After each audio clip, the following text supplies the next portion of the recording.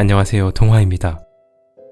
오늘 읽어드릴 책 데미안은요, 수많은 독자들이 공감하며 읽은 고전 명작입니다. 주인공 싱클레어는 부모님이 제시하는 선의 기준과 틀 안에서 잘 성장했지만 집 밖의 세상과 마주하며 그 기준이 무너집니다. 선과 악이 뒤섞여 무엇이 옳은 것인지 구분하지 못하며 새로운 본능이 눈을 뜨는 혼란의 시기를 겪는 것이죠. 마치 우리 모두의 성장 과정을 담아놓은 듯합니다. 특별한 공감과 몰입을 선물하는 싱클레어의 성장 이야기로 함께 들어가 보겠습니다. 나이는 10살. 고향의 라틴어 학교에 다니고 있을 무렵에 내가 체험했던 이야기를 시작하기로 하겠다. 이야기를 하려니 그 당시의 추억들이 질풍에 불려오듯 내 가슴에 파고든다. 슬픔과 즐거움, 두려움, 이런 것들이 한꺼번에 밀어닥쳐 내 몸을 흔든다. 그야말로 다양했던 지난날의 꿈이다.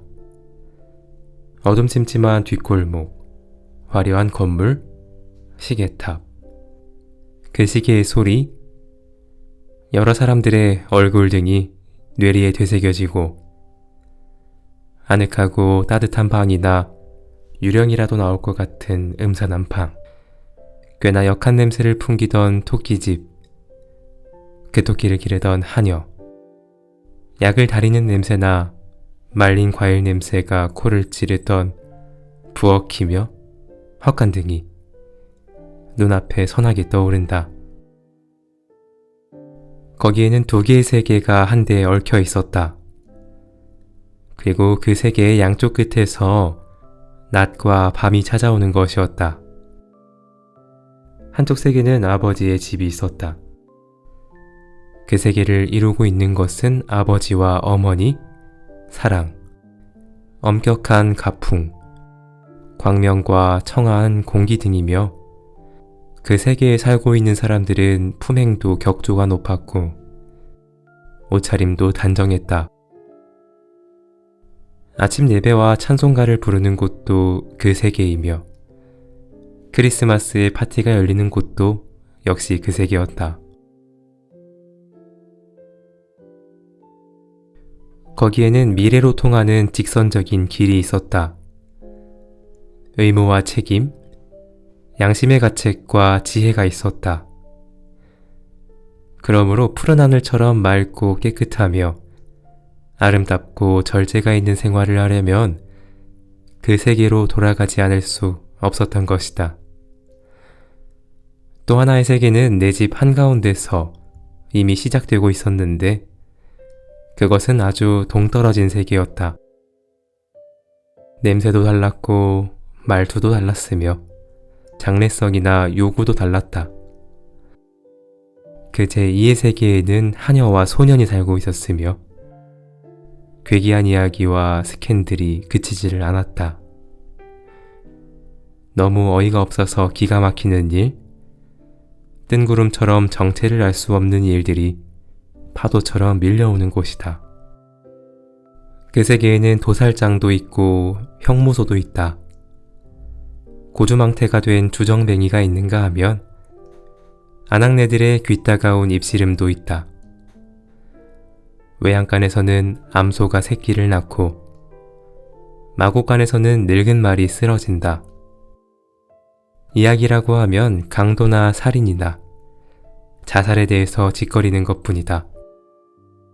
처절하고 광포하고 잔악한 사건들이 꼬리를 물고 일어난다. 그런 사건들이 흔해 빠졌으니 예사로워져서 길바닥에 널려있는 쓰레기를 보는 정도로밖엔 여겨지지 않는다. 경찰관의 순찰이 그칠 사이가 없는데도 뒷골목에서는 불량배들이 판을 친다. 코가 삐뚤어지도록 술을 퍼마시고 옆편 애를 때리는 놈도 있다. 숲속에는 산적들이 오글거리고 남의 집에 불을 지른 놈이 경관에게 붙잡혀가기도 한다. 이처럼 더럽고도 무섭고 냄새나는 곳이 제2의 세계이다. 그러나 내가 거처하는 방은 냄새나는 그 소용돌이 밖에 있었다. 그것은 정말 다행한 일이었다.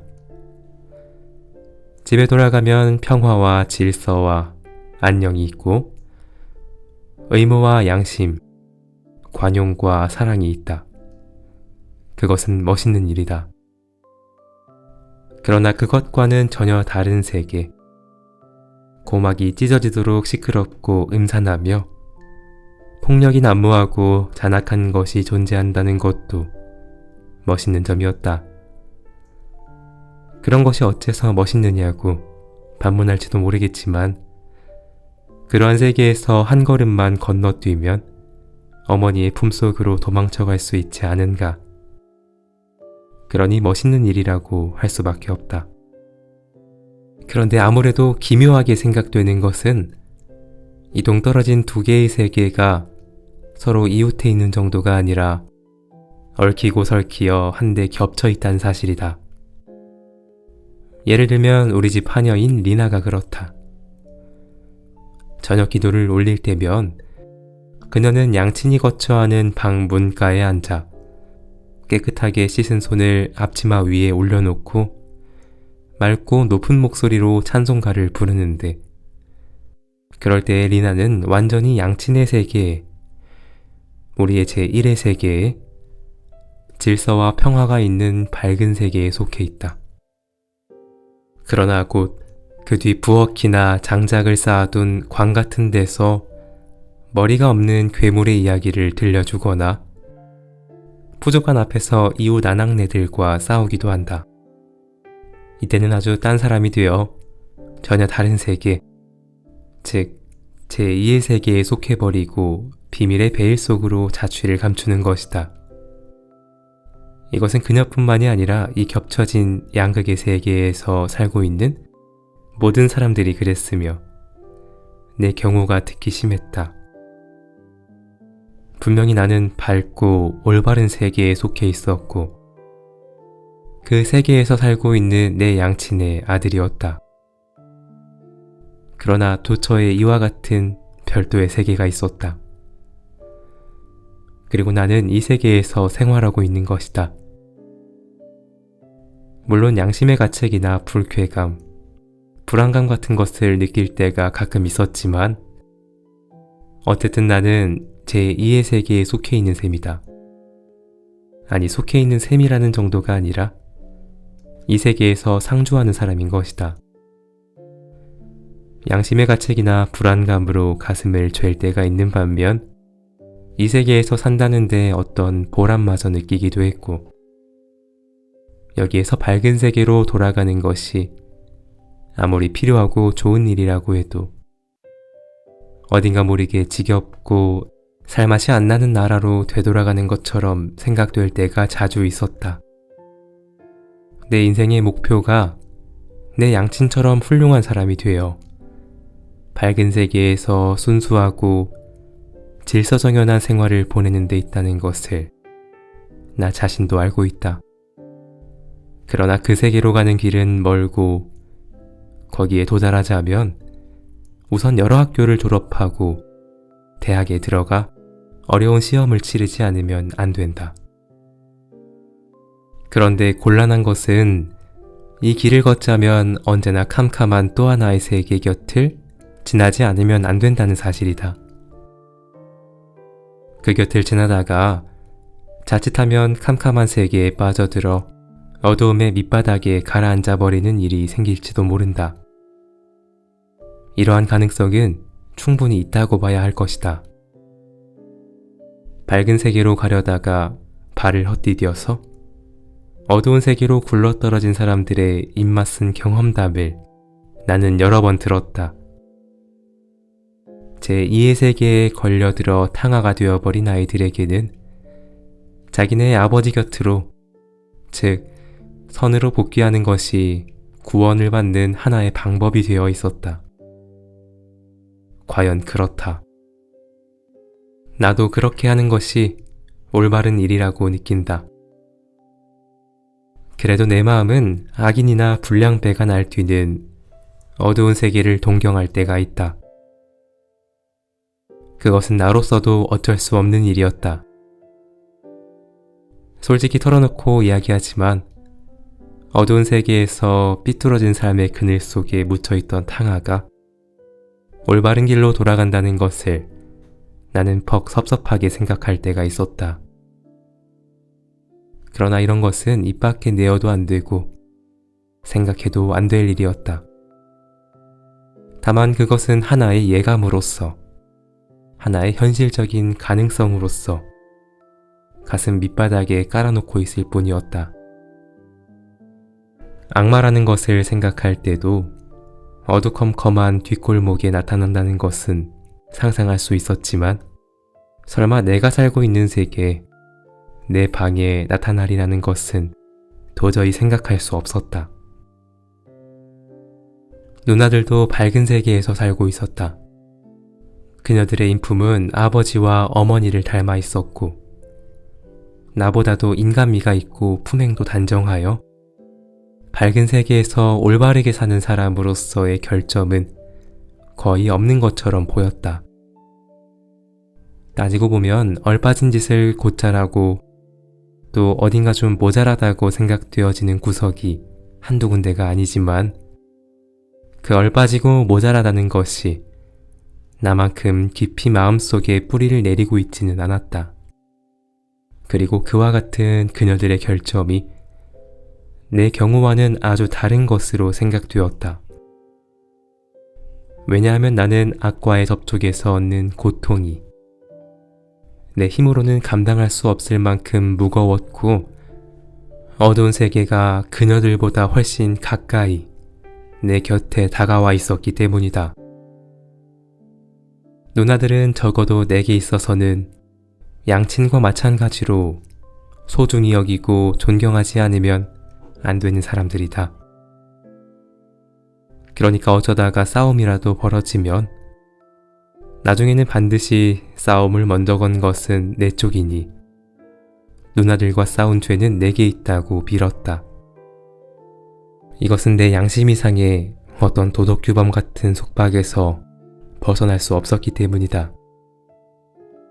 그런 입장에서 볼 때 누나들을 모욕하는 것은 양친과 선과 권위를 모욕하는 것과 마찬가지인 것이다. 밝은 세계와 어두운 세계에 양다리를 걸친 나는 불량배들한테는 거리낌 없이 짓거릴 수 있어도 누나들에게는 털어놓지 못할 비밀이 많았다. 날씨도 좋고 기분도 상쾌한 날에 누나들의 놀이상대가 되어 얌전한 동생인 체 않은 내 모습을 바라보는 것은 그야말로 멋있는 일이었다. 그럴 때 나는 정말 거룩하고도 아름다운 천사가 되어 있는 것이다. 그것은 우리들이 알고 있는 한 가장 아름답고 향기로운 추억이 되어 있다. 그러나 그런 날이 흔히 찾아오지는 않았다. 그러니까 내게는 감미로운 이 꽃맛을 보는 것과는 정반대의 날이 많았다. 처음에는 얌전한 체 하면서 사이좋게 놀아보려고 사념이 없는 마음으로 누나들과 만나는데 어쩌다가 말다툼을 하다 보면 그 입씨름이 크게 번져 싸움판이 되고 만다. 화가 나면 나는 신성불가침인 그녀들이기는 해도 지독한 욕을 마구 퍼붓는다. 그러면서 마음속으로는 이건 너무하다. 누나들한테 이런 욕을 하다니 하고 양심의 가책을 받지만 하던 욕을 마저 깨끗하게 끝내버리고 만다. 그러고 나면 후회와 통환이 얽힌 어두운 시간이 찾아든다. 그 다음에는 내가 잘못했다고 빌어야 하는 슬픈 순간이 다가온다. 그것이 지나면 다시 밝은 세계에서 한 줄기의 광명이 비치고 모순과 회오가 없는 조용하고도 감사에 가득 찬 행복이 찾아와 잠시 동안, 좀 길 때는 몇 시간가량 내 곁에 머물러준다. 나는 라틴어 학교에 다니고 있었다. 시장의 아들과 국가 임야를 관리하는 영림주임의 아들도 나와 같은 클래스였는데 그 애들은 가끔 우리 집에 놀러왔다. 모두가 고집개나 부리는 개구쟁이들이지만 공인된 선의 세계에 속해 있는 아이들이다.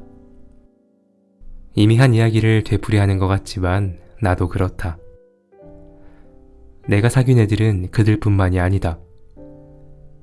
라틴어 학교가 아닌 일반 소학교에 다닌다는 이유로 멸시를 받고 있던 근처의 아이들하고도 가깝게 지냈던 것이다. 어느 날 오후 공부를 끝내고 집에 돌아왔을 때였다. 내 나이는 아마 만 10살을 몇 달가량 넘어섰다고 생각된다. 이웃의 두 소년과 함께 다른막질하면서 놀고 있었는데 거기에 우리보다 몸집이 큰 아이가 끼어들었다. 나이는 13살가량으로 성격이 난폭한 소년인데 일반 소학교에 다니고 있는 양복점 주인의 아들이다. 그의 아버지는 이름난 주정뱅이다. 때문에 이웃 간에서도 소문이 좋지 못했다. 이 프란츠 크로머에 대해서는 나도 잘 알고 있었다. 한마디로 말해서 성격이 괴팍하고 사나운 놈이다. 그러니까 우리들과 한패가 된 것이 고마울 리가 없었다. 나이에 비해 키가 크고 몸집도 큰 그는 벌써 어른 티가 났고 공장의 젊은 직공들의 걸음걸이나 말투를 흉내내곤 했다. 우리 셋은 그의 지시에 따라 사람들 눈에 띄지 않게 강둑을 내려가서 다리 밑에 몸을 숨겼다. 아치형으로 되어 있는 다리 근처에는 쓰레기가 산더미처럼 쌓여 있었다. 그것들은 모두 사용하다가 버린 폐품이었다.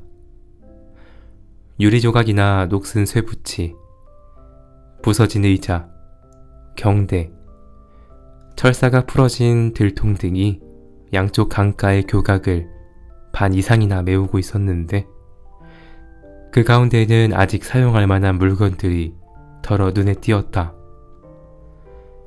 우리는 프란츠 크로머가 시키는 대로 그 폐품 더미를 헤치고 쓸만한 것을 찾아내어 그에게 보여주었다. 크로머는 우리가 주워온 것을 날카로운 눈으로 슬쩍 훑어보고는 호주머니 속에 쑤셔 넣던가 강물에 던져버리는 것이었다. 그러고는 납이나 노쇠나 구리 같은 쇠붙이가 없는지 잘 찾아보라고 했다. 그런 것은 모두 그의 호주머니 속으로 들어간다. 짐승의 뿔로 만든 낡은 빗도 마찬가지이다. 나는 크로머와 있는 것이 숨이 막힐 정도로 답답하고 싫었다. 기회만 있으면 달아나고 싶었다. 그것은 크로머 같은 덜 되먹은 놈과 함께 놀았다고 아버지한테 꾸지람을 듣는 것이 무서워서가 아니라 크로머 그가 무서웠기 때문이다. 그러나 프란츠 크로머가 나를 다른 아이들과 동등하게 취급해주는 것은 고마운 일이었다. 그 소년과 한대에 어울리면 명령을 내리는 것은 언제나 그쪽이고 우리는 그저 복종할 뿐이었다. 내가 크로머와 한대에 어울린 것은 이번이 처음이지만 다른 아이들은 그의 명령에 무조건 복종하는 것이 오래전부터의 습관처럼 되어 있었다. 작업을 끝내고 우리는 강가의 땅바닥에 앉았다. 크로머는 강물에 침을 뱉었는데 그럴 때의 몸짓은 어른과 꼭 같았다. 아이들은 이야기를 시작했다. 저마다 자랑거리가 될 만한 것을 짓거려댔다. 모두가 못된 장난을 했다는 이야기를 늘어놓고 무슨 대단한 일이라도 치른 것처럼 우쭐대는 것이었다. 나는 처음부터 잠자코 있었는데 함께 어울리지 않는다고 크로머가 화를 내지 않을까 겁이 나서 견딜 수가 없었다. 내 두 친구들은 크로모가 우리를 다리 밑으로 끌고 올 때부터 나를 제쳐놓고 그의 편이 되어 있었다. 그러니까 나는 외톨박이가 된 셈이다. 그들 셋은 내 옷차림이나 태도로 미루어 보아 자기들을 무시하는 것으로 생각했을지도 모른다. 어찌됐든 내가 입을 다물고 있는 것을 무언의 반항이나 도전적인 행위로 간주한 것만은 사실이었다. 더욱이 라틴어 학교의 학생이고 상류사회의 명문의 아들인 나를 크로모가 좋아할 리 없었다. 다른 두 아이들도 예외는 아니다. 만약 내가 크로모한테 얻어맞는다고 해도, 맞아 죽는다고 해도 말려주지 않을 것은 뻔한 일이었다. 그것은 나도 잘 알고 있었다. 불안감으로 가슴이 죄어 견딜 수 없게 된 나는 무슨 이야기를 그럴듯하게 꾸며대고 그 주인공이 나라고 했다. 내용인즉 물레방아 근처의 과수원에서 사과를 한 부대나 훔쳤는데 그것도 보통 사과가 아니고 제일 맛이 좋은 종만 골라서 훔쳤다고 했다. 나는 코앞에 들이닥친 위험에서 벗어나기 위해 할 수 없이 엉터리 거짓말로 꾸며 했지만 일단 이야기를 꺼내면 상대방이 고지 듣도록 그럴듯하게 늘어놓는 데는 자신을 갖고 있었다. 기왕에 꾸며낸 도둑질 이야기니 크로머의 환심을 살 때까지 계속 해봐야겠다고 생각한 나는 그 줄거리에 가지를 붙이고 잎을 달기 시작했다.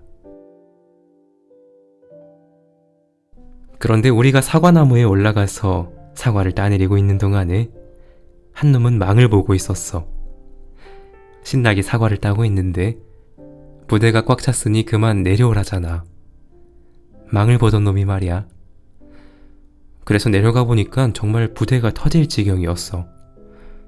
무거워서 끌고 가지도 못하겠던걸. 할 수 없이 절반가량 덜어놓고 반부대만 가지고 갔지만 나머지 걸 생각하니 아까워서 배길 수가 있어야지. 30분쯤 지나서 또 습격했지 뭐야. 그때는 사과를 더 따진 않고 남겨두었던 것만 가지고 왔어. 이야기를 마쳤을 때 나는 곧 박수 소리가 날 줄 알았다.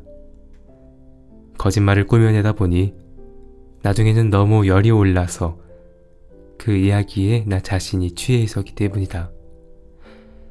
그러나 아무리 기다려도 박수 소리는 나지 않았다. 그거 정말이야? 한참 만에 프란츠 크로머는 일부러 눈을 가늘게 뜨고 내 눈을 찌르듯이 들여다보면서 위협하는 투로 물었다. 정말이고 말고? 틀림없이 정말이라 이거지. 틀림없이 정말이야. 나는 시치미를 떼고 대답했지만 속으로는 불안해서 숨이 막힐 것 같았다. 틀림없이 정말이라고 맹세할 수 있니?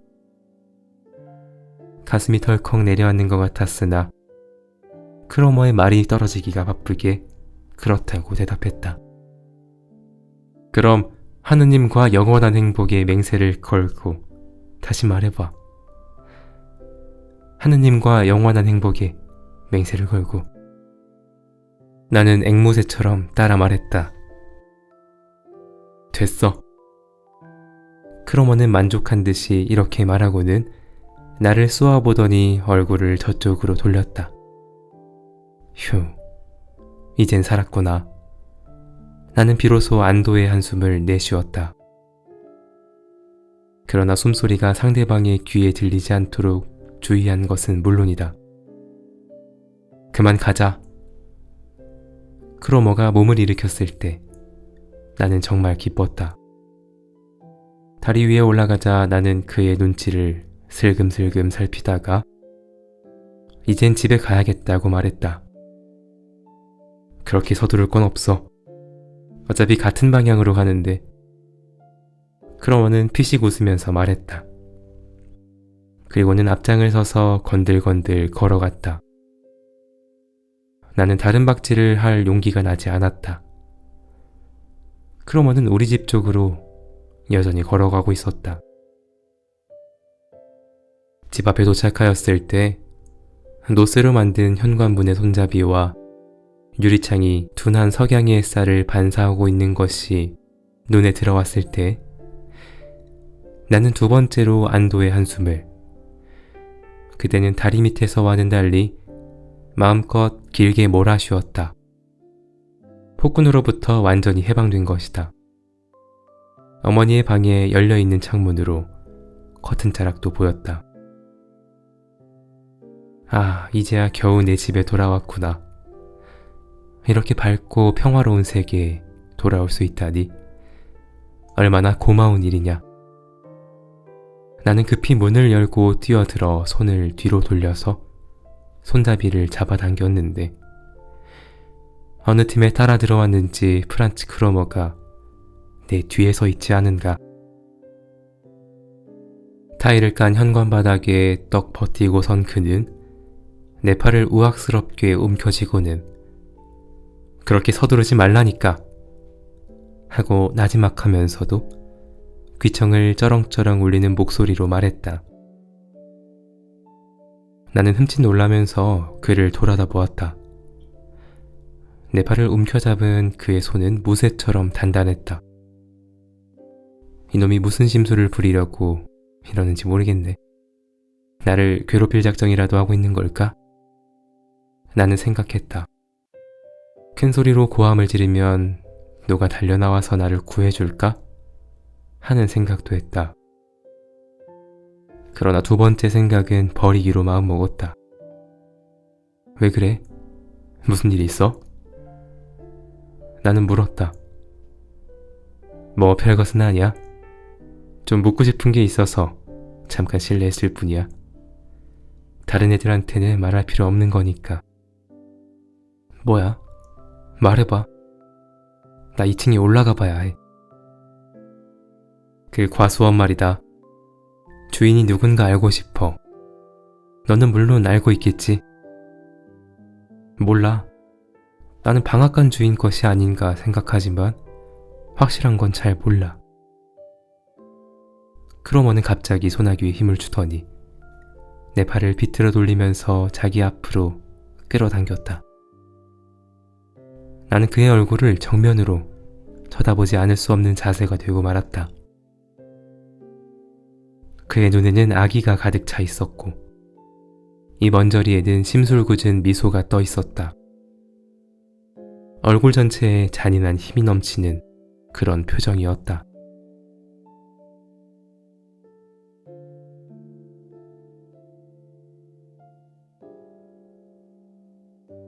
과수원의 주인이 누군지 정말 모른다면 내가 가르쳐주지.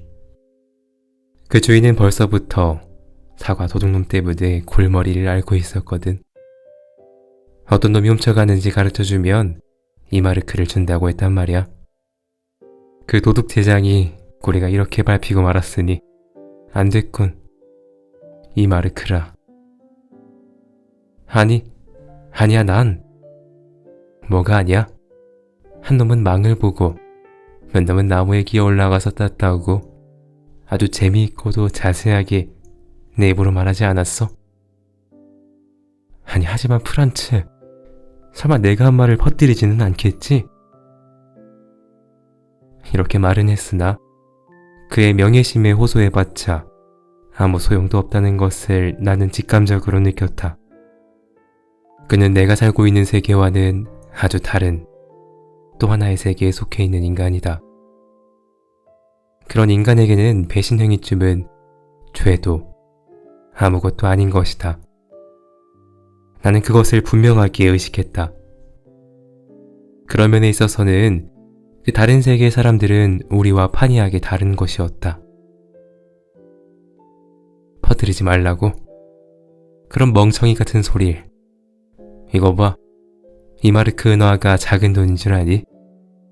난 가난뱅이야.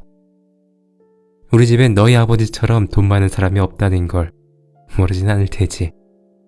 폐품 더미를 뒤적여서 이마르크를 만들자면 몇 년이 걸릴지, 몇십 년이 걸릴지도 모르는데 입술만 두어 번 움직이면 되는 일을 포기하다니. 돈 많은 놈은 가난뱅이의 속을 몰라준다더라만. 이마르크라. 어쩌면 더 생길지도 모르겠군. 도둑놈을 모조리 잡아준 셈이니까 말이야. 그러고는 내 팔을 놓았다. 현관 안에는 이미 평화나 안전이 없었다. 크로머의 독설이 삼켜버린 것이다. 내 주위에서 밝은 세계는 무너지기 시작했다. 프란츠 크로머는 나를 틀림없이 밀고 갈 것이다. 나는 죄인이 되고 말았다. 우리 아버지에게도 일러바칠지 모른다. 잘못하면 경찰관에게 붙잡혀갈지도 모를 일이었다. 불안과 공포가 한꺼번에 나를 덮쳤다. 모든 위험과 혐오가 나를 응징하기 위해 동원되었다. 훔치지 않았다는 말은 용인될 여지가 없는 것이었다. 하나님과 영원한 행복에 맹세까지 하지 않았는가. 눈물이 나왔다. 이 위기를 모면하려면 크로머를 매수하는 수밖에 없다고 나는 생각했다. 호주머니란 호주머니에는 모두 손을 넣어 보았다. 사과 한 개, 나이프 하나 나오지 않았다. 아무것도 없다. 아, 시계가 있었지. 케이스는 은이지만 바늘은 움직이지 않는다. 낡고 고장난 골동품 같은 시계다. 그것은 할머니의 유물이었다. 시간을 가리키지 않는 시계지만 그저 갖고 다니고 싶어서 갖고 있던 것이다. 나는 얼른 시계를 꺼냈다. 크로머, 주인한테 일러 바치는 건 너무해. 내 입장이 어떻게 되겠는지 생각 좀 해줘. 이 시계를 줄게. 이거밖엔 아무것도 없어. 자, 받아. 은시계야. 지금 바늘은 움직이지 않지만 알맹이는 고급이야. 그는 의미를 알 수 없는 엷은 웃음을 띠면서 그 큼지막한 손으로 시계를 받아들었다. 나는 그 손을 보고 이 거친 손이 나에 대해 깊이를 헤아릴 수 없는 적의를 품고 내 생활과 평화를 송두리째 움켜쥐고 있다고 생각했다. 은시계야. 은. 나는 은이라는 데 악센트를 주어 다시 말했다. 이까짓 거 은이면 뭐해? 고물 아니냐 말이야. 게다가 고장까지 나고. 그는 완전히 멸시하는 투로 내뱉듯이 말했다. 이거 봐, 프란츠. 제발 부탁이야. 이걸 받아. 그는 차가운 눈초리로 나를 쏘아다 보았다. 더 얘기해봤자 소용없으니 그만 가야겠다. 내 발길이 어디로 돌려지는가 짐작할 수 있겠지? 경찰에 연락해봐도 좋아. 거기 있는 폴리하고는 아는 사이니까 말이야. 그는 현관문을 열고 나가려고 했다. 이대로 보냈다간 큰일이다. 나는 그의 소매자락을 붙잡고 늘어졌다. 불만을 품고 돌아가면 도둑질 이야기를 퍼뜨릴 것이 뻔하다. 그 뒤에는 필연적인 결과로서 여러 가지 고통이 내게 밀어닥친다. 그 지경을 당할 바엔 차라리 죽는 편이 낫다. 프란츠, 제발 부탁해. 고장난 시계를 줬다고 너무 섭섭해하지 말아줘. 그래도 은이야. 주인한테 일러바치겠다는 건 농담이지? 그래, 농담이야. 하지만 이게 진짜 농담이 되게 하려면 너는 톡톡히 내놔야 해. 프란츠, 그럼 어떻게 하면 좋겠어? 그는 눈을 가늘게 뜨고 내 얼굴을 찬찬히 들여다보면서 웃기 시작했다. 생각을 좀 해보란 말이야. 내가 꼬집어서 말하지 않아도 알 게 아니야. 나는 지금 입만 떼면 이마르크 은화를 거머쥐게 되어 있어. 소나기에 거머쥔 돈을 내팽개칠 만큼 나는 부자가 아니야. 그러니깐 내가 이마르크만 내놓으면 만사가 오케이야. 그의 속셈은 알고도 남았다. 그러나 은화 이마르크, 내 힘으로 마련할 수 없는 의미에 있어서는 10마르크나 100마르크, 아니 1000마르크와 다르지 않았다. 내게는 돈이 없었다. 그 무렵 나는 양친으로부터 용돈이라고는 받아 쓰지 못하고 있었기 때문에 돈이 생길 구멍이 없었던 것이다. 난 돈이 없어. 한 푼도 없어. 하지만 다른 물건 같은 거라면 뭐든지 줄게. 정말 돈은 한 푼도 없어. 한 푼도 없다? 크로머의 얼굴은 험상궂게 일그러졌다. 돈은 없지만 인디언 이야기 책도 있고 인형도 있어. 참, 컴퍼스도 있지. 그걸 모두 줄게. 크로머는 들은 척도 않고 있다가 타일바닥에 침을 뱉었다. 듣기 싫어. 그따위 허튼 수작에 내가 넘어갈 줄 아니? 뭐? 컴퍼스도 있다고? 나를 더 이상 화나게 하지 마. 그는 막무가내였다. 하지만 없는 걸 어떻게 내놔? 우리 아버지나 어머니는 다른 건 몰라도 돈은 주지 않아. 없는 걸 자꾸 내놓으라면 난 어떡해? 사정이 그렇다면 내일까지 여유를 주지. 내일 이마르크를 갖고 와. 방과 후 시장 어귀에서 기다리고 있을 테니까. 알았지? 만약 약속을 어기는 날이면 그땐 정말 용서 없어. 얘기는 알아들었지만 한 푼도 없는 돈을 어떻게 갖고 가? 이거 정말 야단났네. 프란츠, 돈은 없어. 마련할 재간도 없는 걸.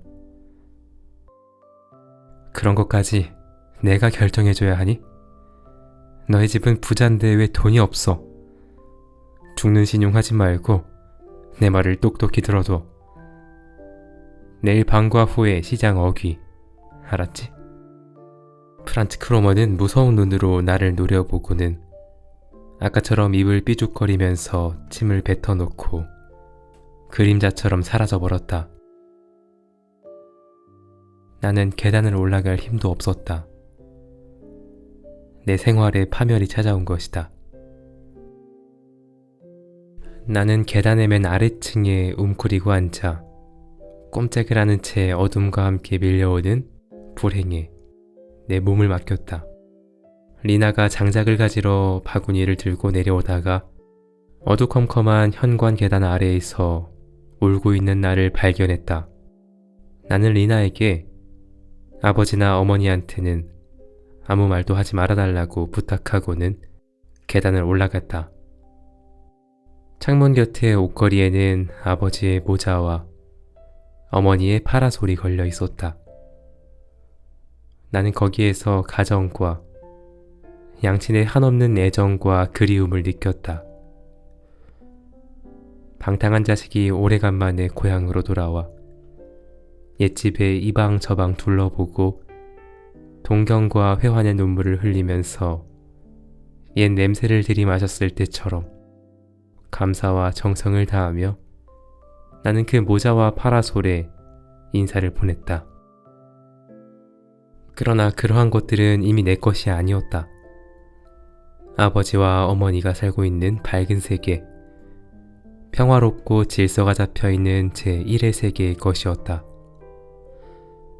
뜻하지 않게 과오를 범한 나는 모험과 죄의 소용돌이에 휘말려 몸부림을 치다가 끝내는 기진맥진하여 황토빛 탕류의 밑바닥에 가라앉고 말았다.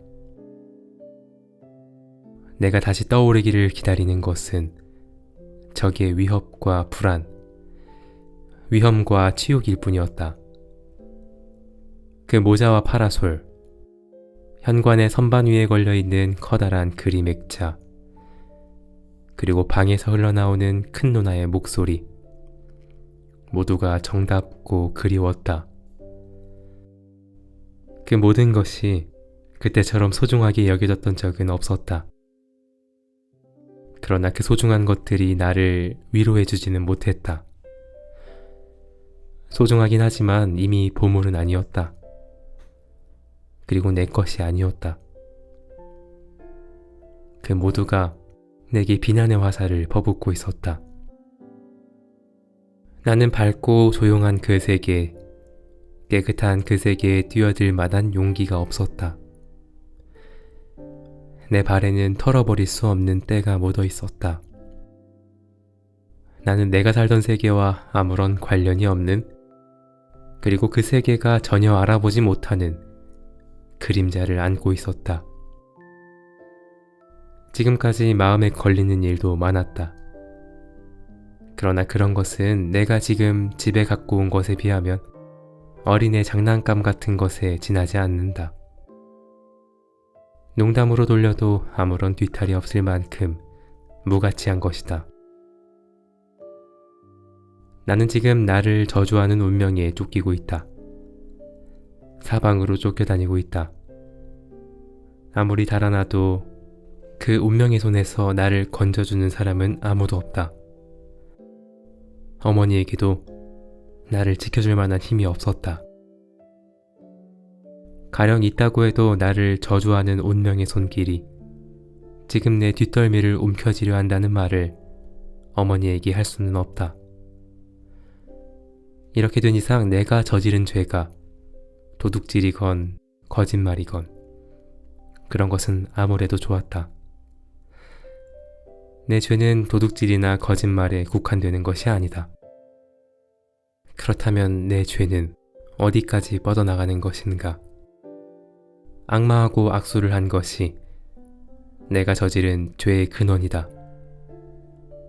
나는 왜 그 애들을 따라갔을까? 나는 왜 아버지에게서 그처럼 주의를 받았는데도 크로모의 말을 들었을까? 나는 왜 하지도 않은 도둑질을 했다고 거짓말을 꾸며냈을까? 마치 그것이 영웅적인 행위라도 되는 것처럼 왜 자랑 삼아 말을 했을까? 그때 악마는 내 손을 붙잡은 것이다. 그때부터 나를 평생토록 괴롭힐 원수가 내 뒤를 쫓기 시작한 것이 아닌가. 갑자기 무서운 생각이 들었다.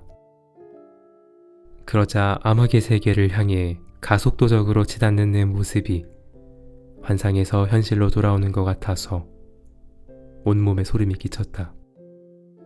조금 전에 경험한 과오가 새로운 과오를 연달아 일으킬 것이 틀림없다는 것과 시치미를 떼고 누나들 앞에 모습을 나타내거나 양친에게 인사를 해도 내가 저지른 죄는 도저히 감춰질 수가 없다는 것, 그리고 가족들한테 숨기고 있는 비밀과 나를 저주하는 운명이 내 몸에 들러붙어 떨어지지 않는다는 것을 나는 뚜렷하게 의식하고 있었다. 아버지의 모자를 바라보고 있는 동안 순간적이기는 했지만 신뢰와 희망이 내 가슴 속에서 고개를 들었다. 모든 것을 아버지 앞에 털어놓고 심판을 받자. 그리고 아버지가 내리는 판결에 복종하고 내 몸에 떨어지는 죄의 대가를 사양하지 말자. 아버지. 아버지는 내게 벌을 내릴 사람이 아니다. 아버지 앞에 무릎을 꿇고 용서를 빌어보자. 지금까지 몇 번인지도 모르게 해온 참회를 한 번만 참고 하면 된다. 진심으로 참회하면 아버지도 내 마음을 알아주겠지. 아버지 앞에 무릎을 꿇는 것은 괴로운 일이지만 한순간이다. 잠깐만 참으면 된다. 이건 얼마나 달콤한 반향을 갖고 있는 생각인가. 아버지의 동정을 사서 용서를 받는 방법치고는 얼마나 아름다운 유혹인가. 그러나 그것도 순간적인 생각에 불과했다. 내게는 그럴 만한 재주가 없고 용기도 없다는 것을 나는 의식했다. 설령 그런 재주를 부린다고 해도 실패로 돌아갈 것은 뻔한 일이다. 아무도 모르는 비밀을 갖고 있는 나는 내가 저지른 죄의 대가는 나의 힘으로 처리하지 않으면 안 된다고 생각했다. 사실 그러는 수밖에는 달리 방법이 없는 것이다. 나는 지금 내 인생의 갈림길에 서 있다. 그리고 이것을 전환점으로 하여 아마 영원히 악의 세계에서 살지 않으면 안 되게 될지도 모른다. 악인들과 함께 어울려 내 비밀을 털어놓고 그들의 명령에 무조건 복종하는 생활을 하지 않으면 안 되리라. 그러면 결국은 나도 악인이 되고 만다. 나는 어른 티를 내고 어리석게도 영웅행세를 했다.